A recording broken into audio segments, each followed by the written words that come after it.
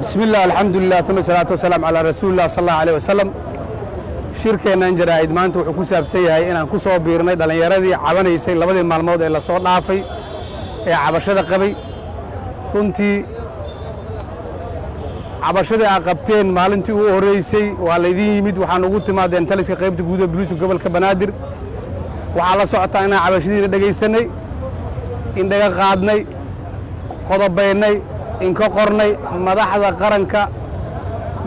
qaranka oo madaxweynuhu ugu sareeyana aan gaarsiinay iyo ra'iisul wasaaruhu ujeedada iyo maqsadka aan u gaarsiinayna inaad tihiin dhalinyarada Soomaaliyeed inay muhiim yihiin dawladnimada iyo shacabka Soomaaliyeed inaad tihiin canshuur bixiyaal inaad tihiin dhalinyaro shaqaysta oo macno leh oo dalkan iyo dadkan wax u soo kordhiyay runtii inaad tihiin dad ku jiraan dad wax bartay oo ayagoo wax bartay inta shaqo waayay mootada inta qaarta ku shaqaysanaya xaqna inay u leeyihiin inay ammaan helaan hadday cabtaanna inay xaq u leeyihiin inay cabashadeeda sida dastuurku u qabo inay ku jeediyaan sidaa la socotaan dawladdu ma diidana iyo hay'adaha ammaanku midna inay cabasho gudbisitiin oo cabataan waxa aan diidanahay waa wax ku hoos qarsoon aan diidanahay oo aan ahayn cabasho muwaadin qaba wiilka mootada wada iyo hooyada Soomaaliyeed oo wax gadaysa iyo dadka Soomaaliyeed oo dhan waxaan askar u nahay oo dawlad loo yahay waa shacabka inaan la shaqaysan inaan dhageysano oo u shaqeeyno diyaar u nahay cabashadiina dhageysanay oo qaadnay kadib ayaa banaanbax kala dhacay oo fawdo runtii waa la hadalna in wada la xiraa waa fawdo dhalinyaro fawdo sameeynayay ahaayeen ragii banaanbax dambe sameeyay runtii wadadii xiray war cabashadiina hadii la dhageystay oo la in maqlay oo la fadhiistay inaad wada xirtaan oo meel jabisaan oo meel oo aad dhibaato geysataan adinkan la wax macna ku jira ma jiro runtii banaanbaxaas wuxuu dhaliyay kala been abuur ma jiro runtii hal qof oo ama xabado ku dhacday ama dhaawac ama isbitaal yaala ma jiro isbitaalada caasimadda ku yaala waa la tagi karaa amniga caasimadan iyo gobolkan taliyaha booliiska gobolka Banaadir aanahay qof keeni kara oo dhigi kara qofkaana xabado ku dhacdo ciidanka ku dhufteen oo xabadaha lagu dhuftan dhigi kara oo ma jiro hadalkaas waa been abuur cidii sheegtana waxaan leenahay fariin qaldan baa soo gaartay iska saxa ummadda Soomaaliyeedna yaalan mar habaabinin runtii waa ayaan daro ayadoo la joogo 2024 caasimadda dhexdeeda banaanbax ka dhacay in laga been sheego oo wixii la sheego waxaan ahayn aan laga sheego dhalinyaro waxaan ileenahay mar kale haddaad cabasho qabtaan xafiiska cabashooyinka waa idin furan yihiin cabashadiina waa gudbina madaxdan u gudbinay go'aanna waa soo baxa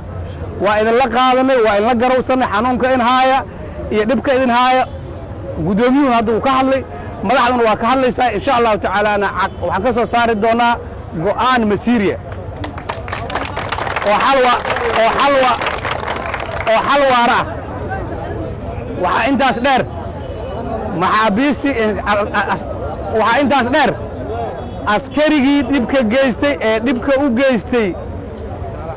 mootaalaha waa xiran yahay asagii maxkamadana la geynayaa ciidanka booliiska Soomaaliyeed iyo hay'adaha amniga shacabka inay badbaadiyaan ay u taagan yihiin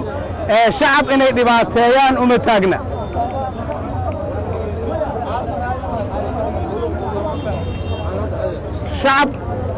shacab inay dhibaateeyaan uma taagna waana in garab taaganahay waxa intaas dheer rabaa inaan si raaciyo sidaa la socotaan cabashooyinkiinan intaan waa ka badnaa jireen ku dhawaad taqriiban 2 sano jooga qaybta guud ee booliiska gobolka waxa maalintii ugu horeeyay aan la kowsaday adinkoo ka cabanaya dilal waqti dheer ku soo socday oo dilal oo waa la dilay hebel xabad lagu dhuftay hebel dhaawacmay waa baxsaday hebel la dilay sidaa la socotaan cabashadaas hadda waa suushay ama waa yaraatay waxaa ka cabanayseen habeenkii 6 saac in la celinaayo oo 6 saac ka badan qofkii la qabto la ganaaxayo lacag laga qaadayo ayadana waa yaraatay waxaa ka cabanayseen baabuurta waaweyn oo maalin iyo habeen shaqeynaysay oo dekada ka soo baxaysay oo jaamna in ku dishay mootooyinkana ka jabinaysay ayagana xalan u helay waxaad ka cabanayseen kala wareeg in la yiraahdo ayagana xalan loo helo kala wareeg ma lan dhigi karaa ma jirin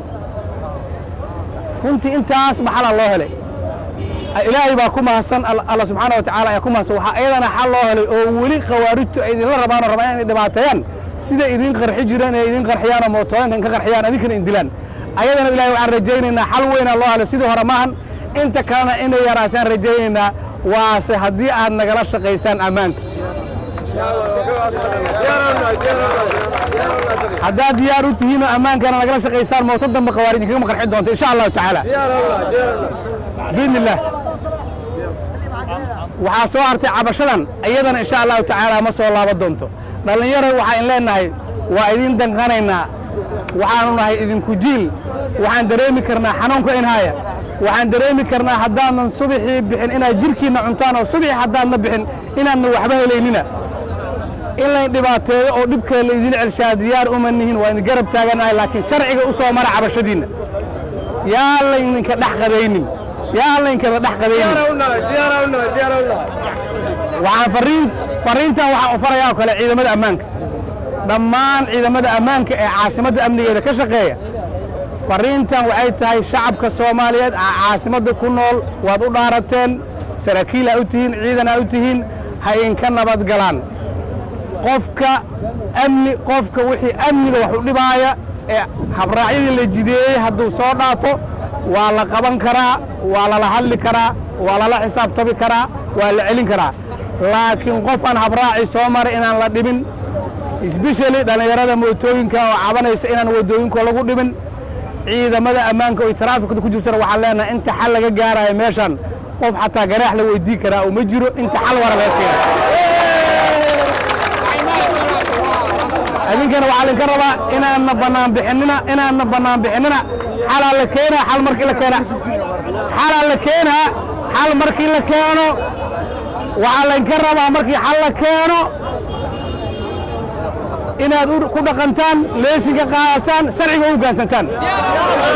haddii xal la helo oo sharciga u hoggaamsami diidiina adinka ayaa mas-uuliyadda qaadaayo qof walba madaxa mira ku xidhan waay